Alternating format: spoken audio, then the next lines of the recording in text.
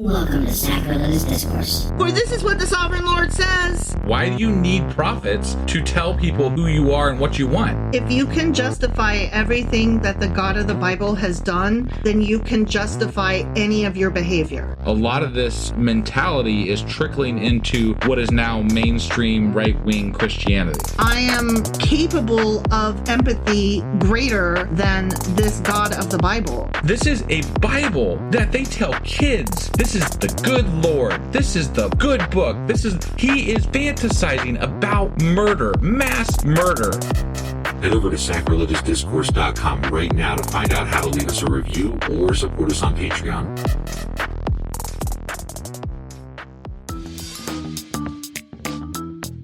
Hey there, sinners and saints. It's your favorite Bible-bashing duo from Sacrilegious Discourse, and we need your help. That's right, folks. We're raising funds for some heavenly equipment and a studio that doesn't sound like it's in the depths of hell. Our current setup, let's just say it's more apocalypse than audiophile. So if you want to hear us dissect the Bible without the background noise of demonic squirrels, chip in a few bucks. We're aiming for $5,000 to upgrade our audio and build a studio worthy of blasphemous banter.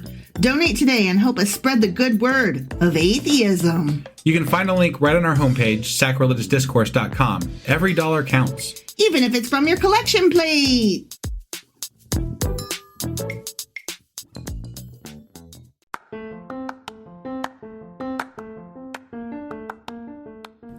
Welcome to Sacrilegious Discourse. I'm husband. And I'm wife. Together, we're reading the Bible for the very first time. We grew up without religion and wanted to know what all the fuss was about. Well, what have we learned so far? That God is a dick, and apparently some people believe in talking donkeys. We're not trying to pass ourselves off as experts. Nope, we're just reading the Bible for the first time and giving our first take reaction. If you'd like to join us in this venture, you might consider starting at episode 1. Otherwise, jump in wherever you like. All right, let's go read the Bible. Yeah, let's get to it. Husband! Wife! What are we doing today? Well, today is Saturday, which means that we're doing Q&A Saturday. That's- It's almost the end of the day, but we're still doing it anyway on Saturday. Boy, you fucked me up. That's I did. right. Yes. Yes. So what are we Qing and Aing today? I didn't have any specific questions that I could recall, and you didn't have any either that I could recall, so I'm just kind of going back over some stuff in the previous week. Call it like a mishmash, a hodgepodge, a potpourri, if you will, of various items that I found within chapters 11 through 15 of Jeremiah. Some miscellaneous debris, huh? Yeah, debris. Okay. I like Right. that. Yeah. All right. So are you ready to go ahead and answer some Q's and have some A's? Sure. All right. Let's do this. Okie dokie.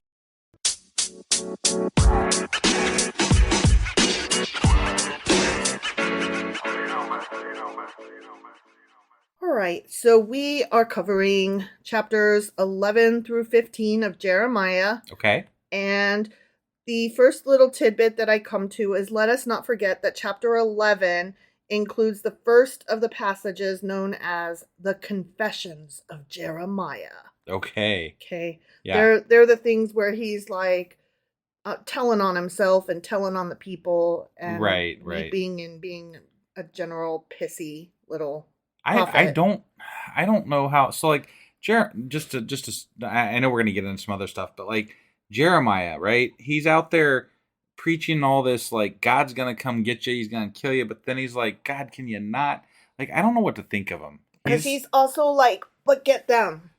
Right, yeah. Kill them, but not me. Specifically, he's got like vengeance against specific people. He's like, Can you go kill those fuckers, please? Right. While you're at it, killing everybody, can you kill those? Yeah.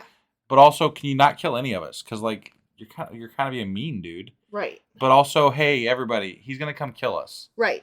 Like, wow, you got some mixed messaging going on here, man. He's very much a waffler. Mm-hmm. Yeah. So, I don't know if you recall, but verses 2, 3, and 4 of chapter 11 go as such. Okay. Hear the words of this covenant. Which covenant? Right. And speak to the men of Judah and to the inhabitants of Jerusalem, and say to them, thus says the Lord God of Israel, cursed is the man who does not obey the words of this covenant. Yeah, it was very confusing when we went over that back then. Which I commanded your fathers in the day I brought them out of the land of Egypt. So I wanted to talk about that a little bit. What do you mean by this covenant? Okay. What's happening there? It had to be one of the, I mean, if he's talking about the days that he brought them out of Egypt, it probably was one of the covenant, like from the early on. Yes, yes. So first of all, let me just say, there is some controversy that I wasn't aware of until I was trying to find something to even talk about. Okay. There's some controversy as to whether or not the Israelites had access to the Pentateuch at this time. Really? As it had been lost by priests and scribes in the temple, you'll recall. Now so this gets to another point that I've kind of harped on without knowing this information throughout, and that's that, do these people actually know what they're being held to account for? Right. And it doesn't feel like they are, because there's all these prophets saying different things. So if they're all out there just saying whatever the fuck they want, who's the one saying the correct information? But this makes it even more difficult, apparently. Yeah. So go ahead. I'm sorry. Apologists claim that this verse proves that Jeremiah must have possessed the whole Pentateuch at least, and that he also had access to many of the prophets, likely including Isaiah. So they're like, why would he say, listen to the prophecies of how you broke the covenant? Like, what covenant is he referring to? Therefore, that is proof that he had access to the covenant as it was recorded. Okay. So, but, people like me and you would come along and be like, just because it says that he wrote it doesn't mean he had it. did. Right, yeah. Like, if it was written hundreds of years later and then, like, backdated, Well, look, no, so, I mean, our reference point is today, right? Yeah. And I could totally see, like, let's say all scripture disappeared overnight, right? Sure. I could totally see some, prophet-y type person in the evangelical Christian right being like, well, I know the things that were said, and this is the covenant that we follow, and you should follow that covenant, and if you don't do that, then, blah, blah, blah, and then they'll just use all their words to mean whatever. Like, you know what I mean? Like, it's a controlling factor that you can control people with without actually stating anything. Now, that is pretty much the entire premise of the film The Book of Eli. All books disappear, and people that can remember pages of books, or even whole books in their entirety, are very much sought after. Right. Because this is like in the future, Got it. And some apocalyptic thing happens or something. Yeah, and so, like, there are no books, so, like, no Shakespeare, no Bible. Right. Like, all the great things, right? And so this one guy, for whatever reason, he's able to recall the entire Bible in entirety. Right, but then, if you look at so if I'm looking at that instance of something like that happening in history, I have to question, okay. But how well do you really... He says he remembers it all. Right. But is he ad-libbing bits? Is he, you know what I mean? Like, right. Which, does he really know it all? And how much of, and then at that even, you have to question, which version of it did he know? Right, right. And did he remember it, like, in entirety, or did he remember it in bits and pieces that were filled in? Right. What language?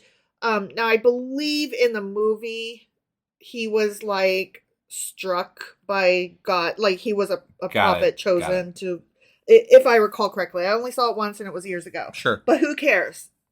Because it gets to the point of the matter, which is that I don't know that these people had access to this information. Right. So... And anybody who's ever played a game of telephone knows that by the time you get to the end of the line, the fucking message is garbled. It's so garbled that it's very likely not even a single word right. will be what the original message was. Yeah, yeah. So there's that, okay? Yep. And then verse 4 continues, which I commanded your fathers in the day I brought them out of the land of Egypt from the iron furnace, saying, obey my voice and do according to all that I command you. Now, I said this at the time, but I don't think it, like, struck because we were talking about the chapter itself instead of, like, various interesting notes. Right. This is the third place in the scriptures where Israel's agony in Egypt is described as an iron furnace. It was also mentioned in Deuteronomy and in First Kings. Okay. So many scholars think that a part of Israel's slave labor in Egypt was to work as slaves in literal iron furnaces, which is interesting. Yeah, yeah. Like, doesn't change the story any, but the fact that it's mentioned more than once leads you to believe, wow, okay, so that must have been the work that they were doing. Right. Which I didn't even know that Egypt had iron furnaces. So, I mean, interesting. so they whatever, yeah. Cool. I didn't cool. either, but I mean, we've been in the Bronze Age, went into the Iron Age, so I mean, Sure. obviously there was iron furnaces. That But, makes sense. yeah. Okay. But this would have been during the time of Moses. I can't remember. Yeah, I thought that was that might have been in the beginning. Like, I think a lot of the stuff in the Bible happened kind of on the cusp of Bronze Age, Iron Age, Okay. the early stuff. Okay. So that might be what was going on, and obviously Egypt was a very. And I'm just talking out my ass here. Don't take any of this quote as you like on it. historical fact or anything. Right. But I mean, they were a more advanced society. They were more. Yes. So I mean, maybe they had it before the Israelites did, or I don't know. Yeah. I'm just guessing. Who could know? So. Well, and the Israelites didn't have a home of their own at that point, so Right. they wouldn't have had that kind of Sure. technology. Yeah. All right. And it would also explain something like, you know, how God is early on in the Bible is scared or can be harmed by iron. Yes, that's true. Right. It would explain a lot of that type of talk and mentality. The fear Yeah. of it. Okay. Yeah. Okay, that's interesting. I mean, it's just, again, I hadn't this put is that all together. this is all hypotheses that I'm just going with in my head. That's interesting. Like, I hadn't put those two facts together, but what do we know about iron? Well, apparently they were doing that kind of work during their slavery in Egypt. Right. And also their God was kind of afraid of iron early on. Right. So why would those two things not be connected? Right. Interesting. It seems legit to me. Sure. So moving on to verse 21 of that chapter, where was I? 11. Therefore says the Lord concerning the men of Anathoth who seek your life, saying, do not prophesy in the name of the Lord, lest you die by our hand. So this was the bit where we learned that the people of Anathoth, which was Jeremiah's home, was the people of his own village wanting to kill him. Yeah. And that was like, whoa, dude. And my question is not how to save him from it, but what the fuck did he do? Well, much of Jeremiah's work was done during the days of the reforming king Josiah. One thing Josiah did was to shut that shit down with regard to disobedient and unauthorized sacrifices on the high places. Okay. Which were outside the altar at the temple in Jerusalem. Okay. And recall, he was like either in the gate of Jerusalem or walking through Jerusalem or walking through his own hometown where those people would have gone to Jerusalem on a regular basis. So the local priests at Anathoth may have resented that their shrine was shut down. And they may have hated Jeremiah because he supported Josiah. Oh, okay. And meanwhile, he's walking around telling these priests, y'all are doing this shit wrong. Y'all are talking like you know what the fuck God is saying, and he ain't saying that. Well, it sounds to me like he's pushing the king's agenda, not necessarily God's agenda. But he keeps on even after Josiah. Right, but I'm just saying, like, you know, these things get started in a way and then they continue, but I mean...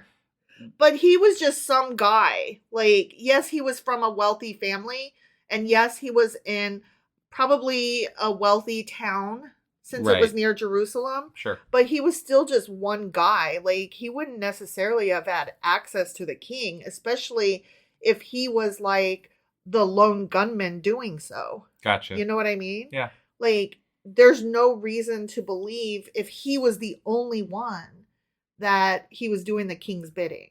But I can also see this whole scenario being mixed up in politics at the time. Sure. Because that's what it feels like. You know, maybe he was on Josiah's court. Who knows? Right. And maybe he didn't know the king personally, but like it does sound like he was at least on board with what doing that Josiah was saying. Right, yeah. But the question still remains though, did they have access to the Pentateuch? And so why was Josiah making these reforms, and why was Jeremiah on board with it? So I just find that whole thing very interesting, to Well, say the and least. again, it could be based on politics, not necessarily religion, but politics, know. Right. And you know as well as I do that people who want to find a way to present a certain idea will find a way to present that certain idea. And people who want to believe a certain idea will twist their mind into pretzels to make an idea work. Yeah. That shouldn't. Yeah. So moving on to chapter 12. If we read verse 5. If you have run with the footmen and they have wearied you, then how can you contend with the horses? And if in the land of peace in which you trusted they wearied you, then how will you do in the floodplain of the Jordan? And this is where God was like chastising Jeremiah about. Yes. He was kind of complaining like they're fucking with me and they're calling me names and they don't like me and. Well, he was saying his question here was, why do the evil profit? Right. Why do they get, like, why aren't you striking them down? And and they're mocking me. And why are you allowing this? And this is bullshit. Sure. And so God's answer was, if Jeremiah found it difficult in his own hometown of Anathoth, how's he going to fare in Jerusalem, where the people are going to be much more cruel because they won't be his townsmen, family, and friends. Yeah.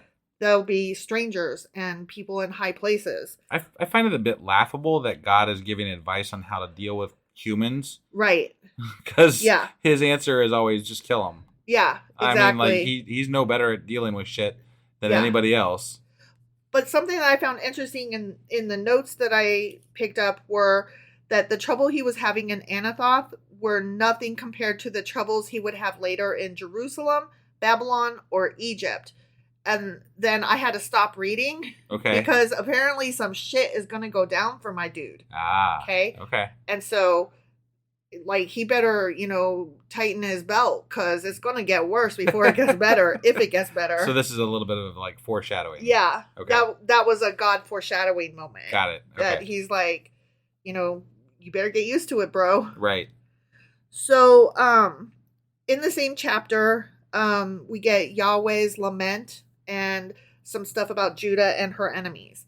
And in this part, God continues his previous reply to Jeremiah with a lament, first in a tone of exhausted grief and then of destructive rage. But he ends with a look toward the future and a hope for Israel to be returned to its inheritance. And that's where in the chapter we were like, my guy is going back and forth. God is going to kill him, but there will be a remnant, but he's going to wipe them all out, but there'll still be some fucking grapes left. Right. Like, he's going to bring them back. And I'm like, how are you going to bring them back if you're going to kill them all? And there was a whole section in that chapter that, again, waffled. So it's no wonder that Jeremiah's waffling when fucking Yahweh's waffling. Right, that's true. So verse 9 of that chapter says, my heritage is to me like a speckled vulture. The vultures all around are against her. And that's where, if you'll recall, we were like, the fuck is a speckled vulture? Yeah, I remember you stopped it and told us. Yeah. I can't right off the top of my head recall. It just was, rebellious Judah will now be seen as a conspicuous Stuck as out a like a sore speckled thumb. bird. Right. Yeah, sore thumb. Whose unusual plumage provokes the enmity of other predators. Judah would be set upon by the surrounding nations. Got it. Like, there are many bird species where if one of their baby birds comes out with like spots or doesn't look right, that the other members of that nest will peck it to death. Right. Like, chickens apparently do this hardcore, and it's where the term like henpecked comes from. Yeah, they don't want to draw attention to themselves. Yeah, so they're like, you are either a predator or will draw a predator, so we will peck you to death now. Thank you, goodbye. Right. And so that goes along with what God is saying he's going to do later, future chapters here. Yeah. Where he's like, y'all going to get dragged by dogs. Y'all going to get eaten by wild everything. Like, you're done. Yeah. And this is just kind of the beginning of that. Got it. So moving on to chapter 13, that's where we get into the underwear or the sash or the girdle or whatever we want to call it. Right. So the hiding of the linen sash, I found some more information about that, which we were so intrigued, I felt was worthy of mention. Okay. Yeah. Okay. Mhm. So the sash was made of linen, and it may have been a belt, girdle, waistband, loincloth, or waistcloth, or as we mentioned, even a pair of undies. Right. Why linen? Linen was a mark of the priesthood, and because this garment was given as a representation of Israel, it had to be linen in order to properly symbolize that nation of priests unto God, which Israel was intended to be. Okay. So it had to be holy cloth, not just cloth. Got it. Okay, and linen So was... it's not likely that it was. I mean, like the reading that we did in that chapter of underwear was fun, but it's probably more likely meaning some sort of a priestly garment.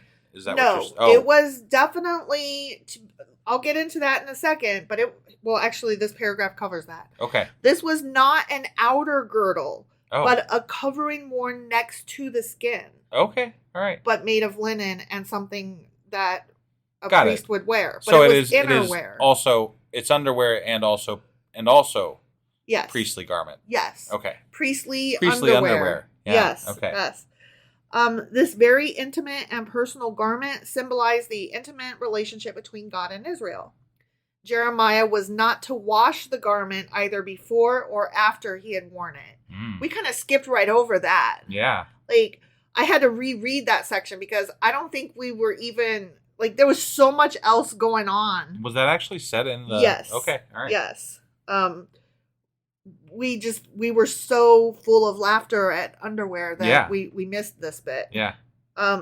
Various explanations have been offered regarding the command not to put the girdle in water before Jeremiah wore it. I do recall that being said. That when he Okay. said it like that. Yeah. See, I don't recall it, so I'm glad you do. Now, most scholars think that he was to wear it as made in its rough state without washing it first in order to show the rude condition of the Jews when God adopted them. So, Okay. unclean, unsoftened, just Right. rough linen. And then he put it, right on his testicles to show, how he was like making that, you're my special underwear. Right. Right. Likewise, it is regarded by many as intended to teach the Jews their corrupt state by nature, so that it was through favor or grace only that God adopted them. Okay. Like, even though you are rough and unclean and underwear, I'm still going to choose you anyway because I'm so fucking awesome. That sounds in line with God's Yeah. thinking. Like he likes to cut on Yeah. the Israelites. The backhanded compliments. Yeah. Yeah. I love you so much, you worms. Aren't you Yeah. lucky that you have me to love you? Yeah. Now fear me. Right. Some are of the opinion that it was to remain unwashed in order to show that it was newly made and had not been worn by another nor polluted. Okay. So, to show as part of the symbol, like, look, everybody, this is not grody because I'm about to, put it away in a crevice Right. here. Right. So that's interesting. And still others think that the purpose was to show that nothing was to be done by the prophet to cause the girdle to rot. And being wet might have done that in order to prove that the rottenness proceeded only from the Jews themselves. Oh, okay. Like, look, Right. I'm wearing it next to my So balls it's- and my asshole. I'm the one that made it dirty. Got it. See? So whatever the case may be, it was definitely a lot of symbolism. Yes. Okay. Yes. Next was a bit about finding the decayed, useless sash. No doubt a vision here is being narrated, not a real transaction, as some think, who regard Jeremiah as having gone there, to the Euphrates. Yeah. But the Euphrates was like a few days away. Right. Right. So he would have had to go there, hide it in a cave, come back, wait a few days, go back to the Euphrates again, dig up his nasty undies, and bring them back. right. And meanwhile, this whole time he's supposed to be like walking around town, with a sandwich board singing "The End Is Nigh." Right. So Yeah, it that's a lot doesn't of, seem likely that he would have taken time out to travel for this. It was more likely a narration of like a story, a parable. Yeah.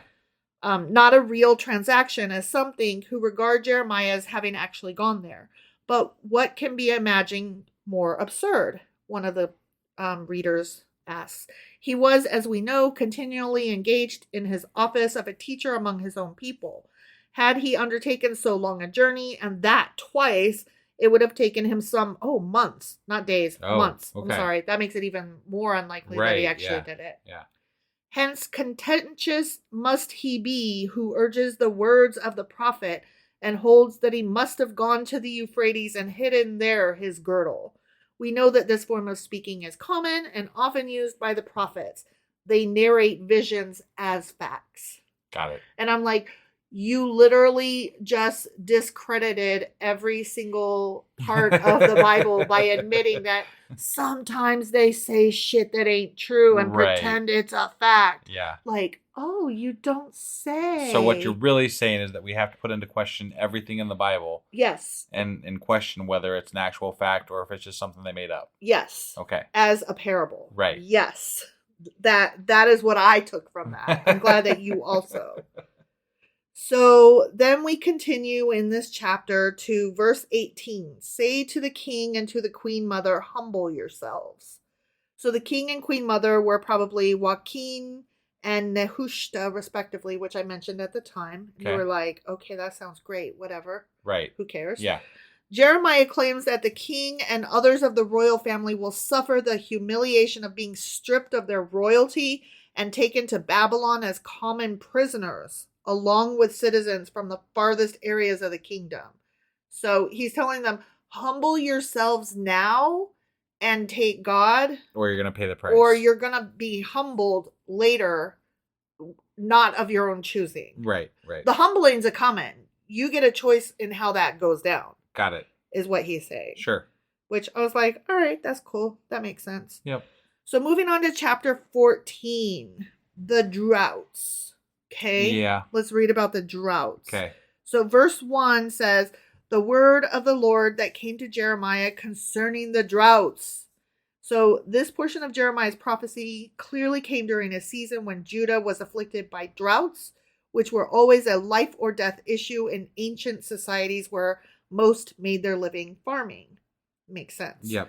Drought was a particularly special issue for ancient Israel and Judah because the Canaanite idol Baal was thought to be the god of weather and rain. Many ancient Israelites were drawn to Baal worship because they needed rain for their crops. And, Yahweh ain't giving it. So why not ask the guy that's specifically in charge of the weather? No wonder it was so hard to get rid of them. I mean, you're talking about a very arid region of the world. Yes. And they are very reliant on farming practices.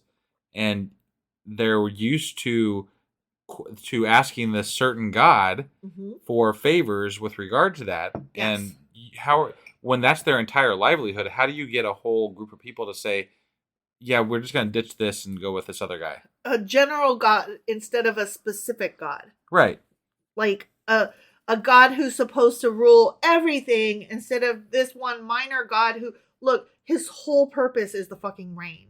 Yeah. He's a specialist in rain. Like, it's like if you have a broken bone, you don't go to your family doctor. You go to the people who handle fucking bones, right? You see a specialist. Well, and the more we learn about this, the more that this whole thing, like Judaism, right? Yeah. Early Judaism feels more like an elite club of people that were the ones that were specifically Jews, right? Yeah. Like the kings and the prophets and the priestly types. They're the ones that are strictly Yahweh. Yeah. Right? Yeah. But the people never made that same journey with them. They're like, right. Who are we? What are we worshiping today? Right. I don't really give a fuck. I just need some goddamn rain. Look, we're going to get in trouble if our crops don't grow and we're not able to, pay our tax to the king and the priest and all that shit. So I honestly don't really give a fuck who brings the rain. Can it just please happen? Yeah. Like, my ass is grass regardless. So, yeah, I mean, we've said it before. Like, it doesn't matter to these common people. They're just trying to get through their fucking day with enough food on the table. Yeah. Drought had long been threatened by God for disobedience and was part of the covenant curses, which I will get to that in just a second. Okay. The Lord's purpose in sending the drought was to bring the nation to repentance, which is ironic since the punishment just pushed the nation further into the arms of the other gods. Right. So Okay, let's talk about the covenant. Yeah. Because I was going to get into that and then we got onto something else instead. Right. Okay. So the covenant that they are talking about was way back. Do you remember when there was two mountains and a valley in between? Yes, and they were yelling from the top of them, and yeah, they were yelling the blessings and the cursing. One was blessed mountain, one was cursed mountain. right, yeah, And they had to yell the things back to each other, and the people in the middle had to say amen. right, Their agreement. Their yes, this sounds perfect. I agree. Right. Sign me up. That's what is happening right now, according to God. He's like, y'all made these promises. I will be your God. I will bring you to this land of milk and honey. I will make your food plentiful. I will make you live in peace, etc., etc. The only thing that I ask of you is that you fear me and make me your one God and turn away from the other idols, and plus all the 10 rules and plus a bunch of other petty bullshit. got it. That's all I ask of you is Yeah. 1,000 minor little Sabbath day, don't pick up the wrong sticks, that kind of thing. Yeah. Right? Mm-hmm. And if you disregard these, you just signed up for all those curses that you shouted to each other from Curse Mountain. You say you just signed up, but we're talking about generations ago. Right. What he's saying, you, the Israelites. Right.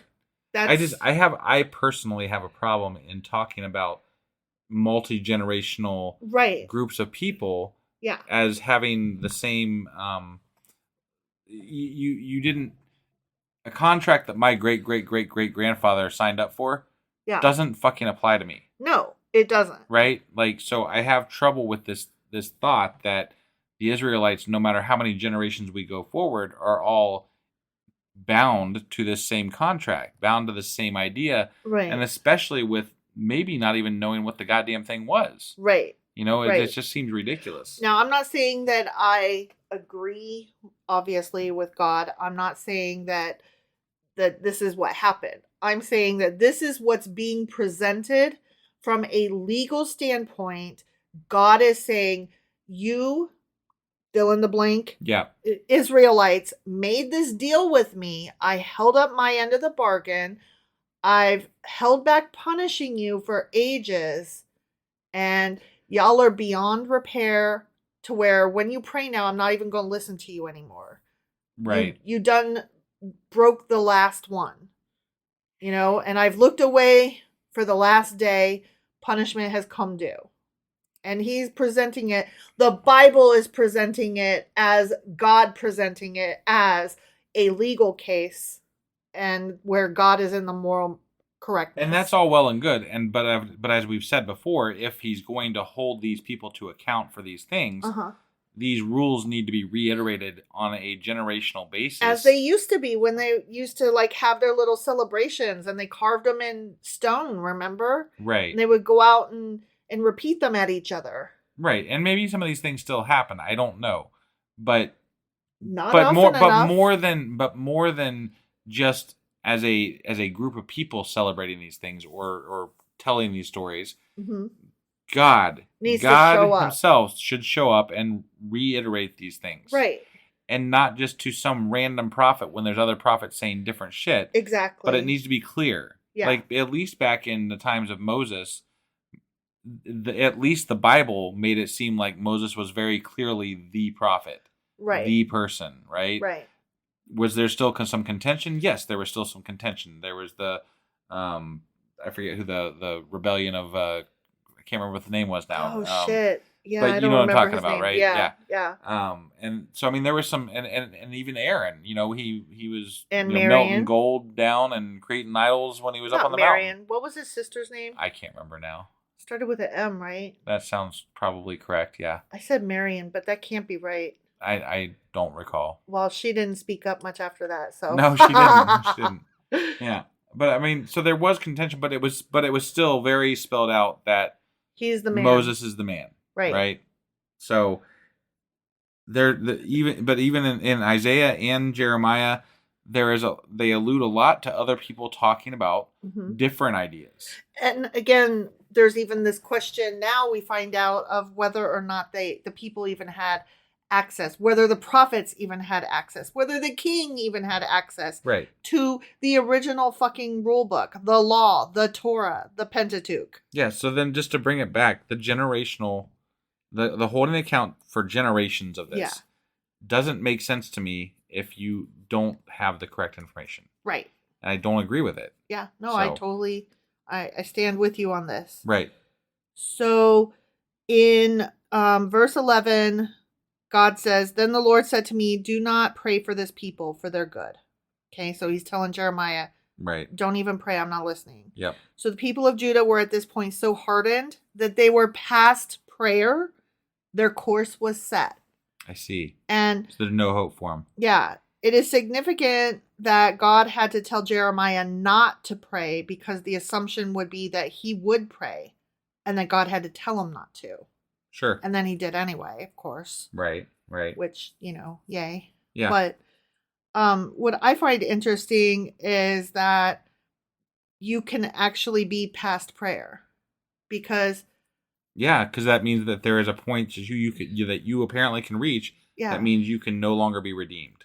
right. Right. At least in the Old Testament. In the Old Testament, yes. pre-Jesus, Yeah. you could reach a Because point. the way that the Christians talk about it today, as long as you ask for forgiveness, you're good to go. You Yeah. could be the worst rapey killer motherfucker on the planet, if and you could ask for forgiveness and you're good. Yeah, at least according to God's law, not necessarily Sure, man's yeah, law. yeah. But yeah, I find that interesting, and I'm kind of curious to see how that plays out in the New Testament, if there's a point of no return. I've actually thought about this on a personal level, as far as can you imagine? Okay, I just entertain this thought with me for just a second.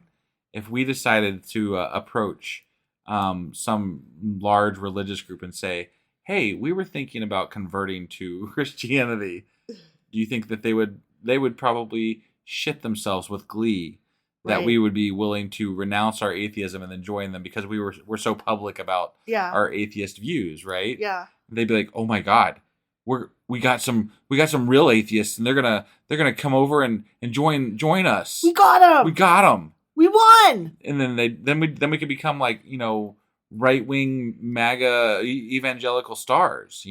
If we We could be rich and famous if we wanted to sell our souls if to we the want to sell devil, our souls. Yeah. Yeah. Not that I believe in souls, but I mean, or the devil, or the devil. Right. But yeah, it's just something that had crossed my mind. Like, there is no they don't care. They Right. they don't have any problem just allowing anybody in as long as you're going to pitch their viewpoints. They don't care who you are. Right. And especially if you used to be exactly opposite. Yeah. They're and like, they could pitch "Oh, that story. shit, That's man. gold This to is them. this is awesome." I could never do that. Oh, I could never. I Honestly, could not mean, either.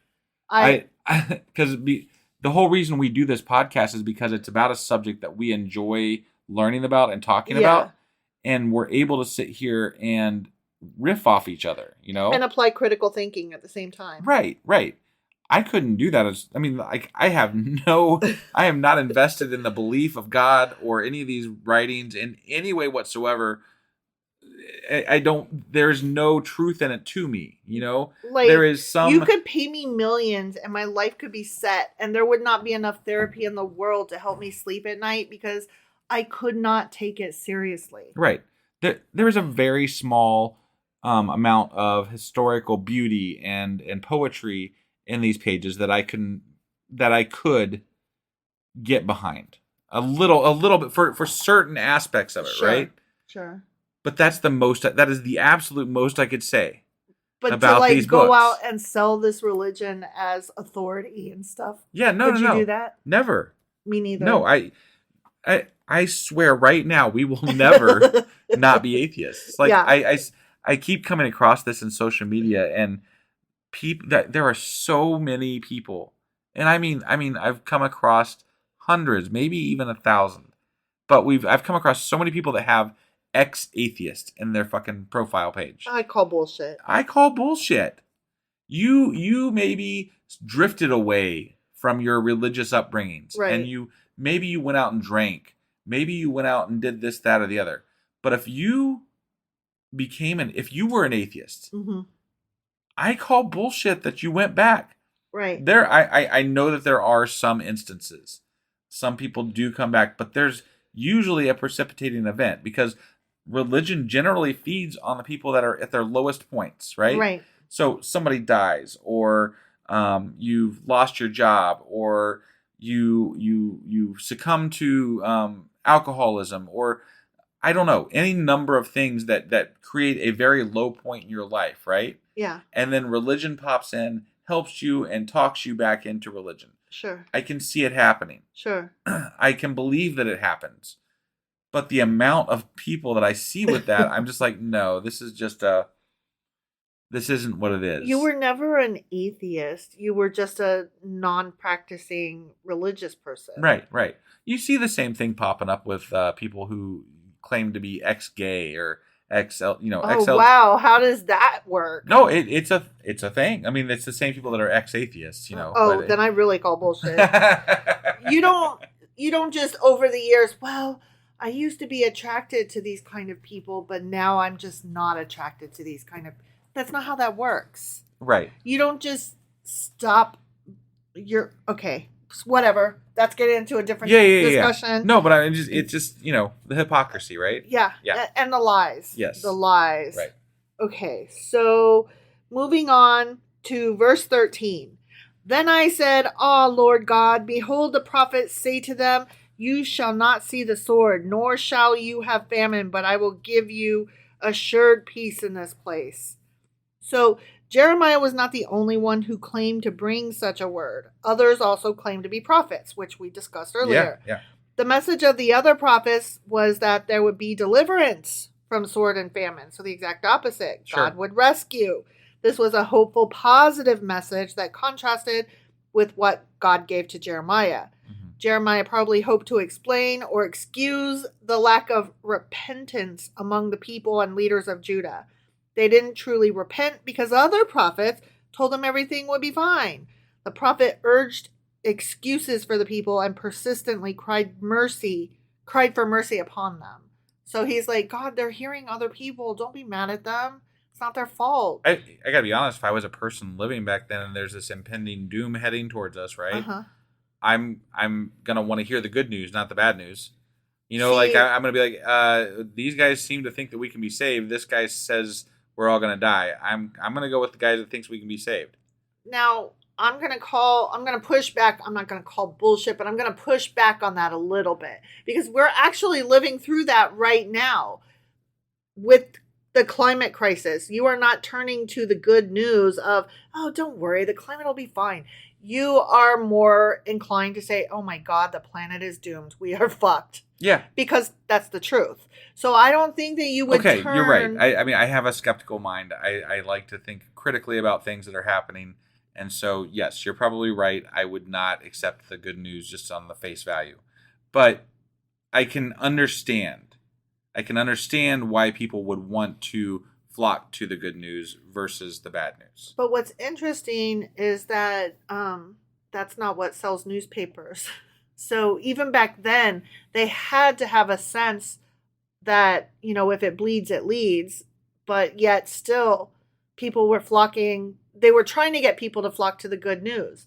And it's like, but you like the people were flocking to the good news, right? Like the people were like, no, we'll be fine. We're going to live through this. It'll be great. God forgives. Well, and it's all in how the message is delivered too, though. I mean, maybe Jeremiah wasn't the best deliverer of the message, right? Right. Maybe he was not loquacious. Is that the right word? Yeah. Talkative. Yeah.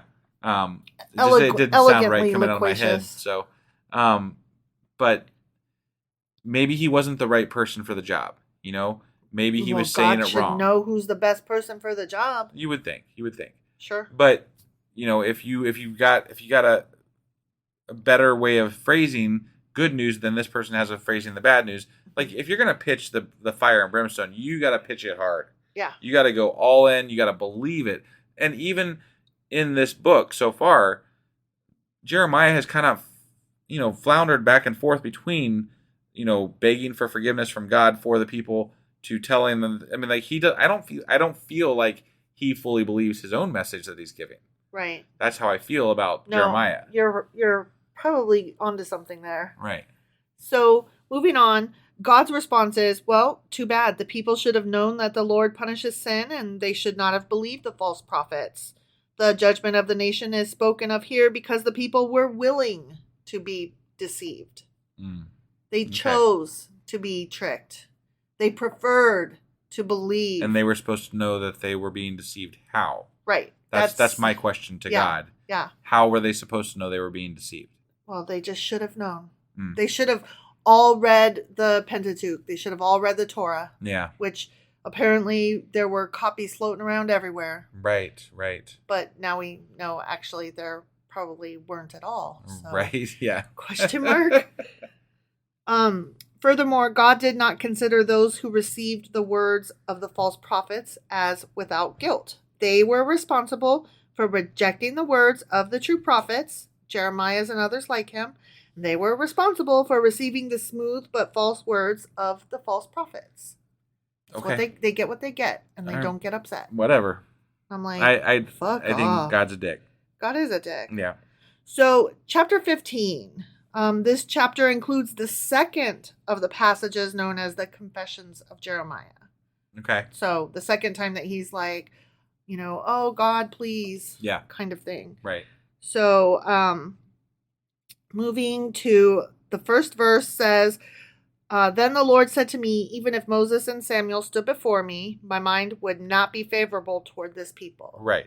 So Moses and Samuel are both well known for their successful intercession on behalf of Israel. But here the Lord rejects Jeremiah's intercession. And the reason that I'm re-upping this is because there was a further statement that I found super interesting. The putting of this as a case in and of itself shows that they do not, in fact, stand before him, and that saints in heaven do not pray for saints on earth. How do you, what do you mean exactly? So, there are some people today, Catholics a lot, believe in saints, right? Sure. And so you pray to certain saints. And, Yeah. And so the saints are, up there floating around, and they pray for the saints on earth, right? And they can intercede on your behalf, right? Sure. But God is saying, even if they stood before me, oh, so they don't then. Got it. Oh, so the saints don't stand before you. I see. Because if any saints were going to stand before you, surely Moses would be among them, right? Right. And he's not. Oh, shit. Catholics got it wrong. So I found that interesting. Yeah. Not only don't they stand before him, but clearly they are not able to intercede on the behalf of these people. I see your point, and I see the message there, but I just to defend the possibility of it being another way, the fact that there are so many different translations of the Bible and the way things are worded mean dramatically different things. I could allow for this phrasing could mean something else. You know what I mean? All right, I'm just saying. I'm just throwing that out there as I'm just saying that dude is like, can you please? Like, you've done this before. Jeremiah is like, God, please. And God is like, hell no. Even if those two guys stood before me, I wouldn't. Keep in mind, I don't like being thrown in the position of defending Catholicism at all. But... Well, shit. So, okay, moving on to verse 4. I will hand them over to trouble to all kingdoms of the earth because of Manasseh, the son of Hezekiah, king of Judah, for what he did in Jerusalem. So he's like, remember that time Manasseh? Oh, fuck that guy. Yeah. So fuck you guys today. Right. So it might appear from this that the invasion and captivity of Judah were the consequences of Manasseh's wicked reign. Like that God's like holding a grudge. Like, remember that time? Yeah. Okay. But it was not that reign alone, argues this apologist, that resulted in such disasters. It was because the people persevered in that wickedness. Like they kept on about it. They resented and disapproved of Josiah's reforms. As soon as Joachim came to the throne, they heartily supported that king's campaign to restore all of the idols of Manasseh's reign. And then when Jeremiah's prophecies appeared to be a hindrance to this resurgence of paganism, they plotted to kill Jeremiah. Got it. So So it was very political. Yeah. This whole thing was very political. Very. Yeah. I found that statement interesting. Yeah. So it wasn't just because of Manasseh, though. It was because of everything that came after. Right. At least according. Again, I mean, the fact that there are kings squabbling over which, way they're going to do things with regard to religion. Right. Almost, in my mind, solidifies the idea that there was no way a common person could possibly, not even remotely know what the correct answers would have been. Right. And that's assuming that there was a correct answer, which in my mind there's not. Right. It's just life. This is the way things were, right? Yeah. But yeah, the king, if God were real, the kings would be one of the most important people that would know about these things as though they were real. But even the kings don't fully believe the message. At all. Right. Or if they do believe it, they're surely not scared of it. Well, it depends on which king we're talking about, right? But there are kings that are fine with going back to the Asherah poles and the Baal worshiping and all that. And there's others that are probably like, I don't give two shits what y'all do. Right. I'm just here to, sit on the throne and get the gold. Yeah. I can imagine that was at least a few of them. Well, and who was even King David, right? He was remember the last chapter of the book where we were reading about David, and he had suddenly married like thousands of women from different cultures and different religions, and like he was allowing worship at. I mean, like it was crazy. And then on his deathbed, he had that little girl in his bed, right? To warm his body, but it wasn't sexual. They were quick to say, right. And I'm like, get the fuck out of here. Yeah. Anyways, Okay, so then we move on to Jeremiah's personal woe. Okay. And that's where he's like, dude, this sucks so hard. Again, still some more. I hate this. Yeah. And this confession is an act of protest in which Jeremiah embodies the questions of the exiles while he complains about his people. His hope is that if he repents, he will be delivered from the hands of the wicked. So remember, he was praying like, dear God, you are so fucking great and just and righteous. Yeah. But like these folks are trying to kill me. So can you kill them? But also, could you not kill any of us? But also, could you save me? Right. And so he was like hoping that he would be, saved at least from his neighbors. Right. And so that is the end of the Q&A. Okay, sounds good. Well, hopefully you all enjoyed our Q&A session for this week. And we will be back tomorrow, probably later in the day, with our Sacrilegious Book Club. That's right. And I'll be back. I'll get the weekly wrap up together after that. And then we'll be back on Monday with Jeremiah chapter 16. All right. We'll see you then. Bye.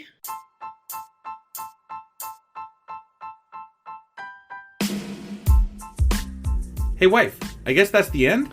But husband, that's just sad. It doesn't have to be. We are on lots of social media platforms like Twitter. Our handle there is sacrilegious_D. For D's nuts. Oh my God. Stop doing that. Anyway, we're also on Facebook, Instagram, and Pinterest. There's a link to all of our social media sites at our website. Ooh, we have a website? Yeah, it's sacrilegiousdiscourse.com, where you can also find a link to our merch shop. We have a merch shop? Yep, we have podcast-themed clothing, mugs, notebooks, and more, as well as an atheist and science-themed products. Wow, our fans should really go check that out right now. Definitely. They can get in touch with us by sending an email to sacrilegiousdiscourse@gmail.com. But before they do that, we could really use some help. Oh yeah? With what? Well, it's not free running the podcast, and we need some financial support in order to get better equipment, which will free up time so we can concentrate on our podcast and our fans. Okay, so what should they do? Head over to patreon.com/sacrilegiousdiscourse and sign up as a contributor on our podcast. Supporters there receive additional bi-weekly episodes that we record just for our Patreon members for as little as $2 a month. Also, we'd really appreciate it if you would like and subscribe on whatever platform you're using. And Apple Podcast reviews help us out tremendously. Like and subscribe. Leave an Apple review. Join us on Twitter. Support us on Patreon. That's a lot of instructions. Don't forget to say thanks. Thanks. Okay, bye.